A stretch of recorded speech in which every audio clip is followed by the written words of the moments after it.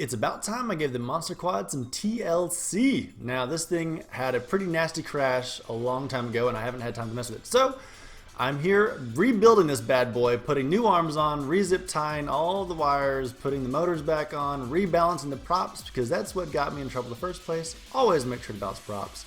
I was rocking a TURNIGY 9X, which I had modified extensively to allow me to run the FR Sky protocol through the module in the back. It allowed me to get telemetry and all that cool stuff, but there was still a lot of bottlenecks not having an actual TARANIS. So lo and behold, I have now purchased a TARANIS. The way I have the TURNIGY transmitter set up is that it does communicate with the FR Sky D4R2 receiver, but this is so hacked together, I don't really want to trust it.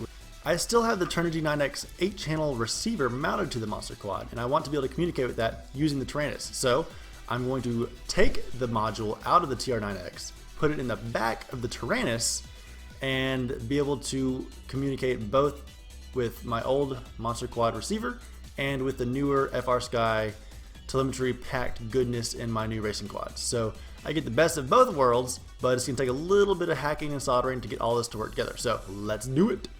The TARANIS accepts the same radio modules as the 9X on the back, which is awesome, and all you have to do is go into the menu of the TARANIS, and then you can switch from the built-in radio to the module in the back. That way I can select whether I want to use the 9X protocol or the FR Sky protocol. It works pretty well. After relocating the antenna, it's as easy as plugging this bad boy in. I love the fact that the TARANIS talks. Welcome to OpenTX. Audible alarms are the bee's knees when flying FPV.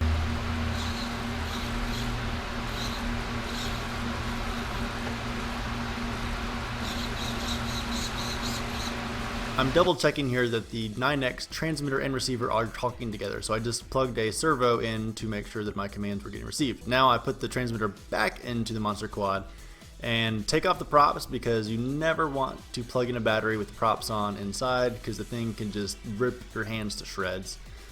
I know the transmitter and receiver are talking to each other, but the multi-Wii is not behaving the way it should, so I'm going to have to dig into that a little bit more and figure out what's going on there. Well, that's where I'm at with the Monster Quad. If you have any questions about what I've done, leave them in the comments below, and hopefully in the next news flash I'll get this thing in the air. Alright, see ya!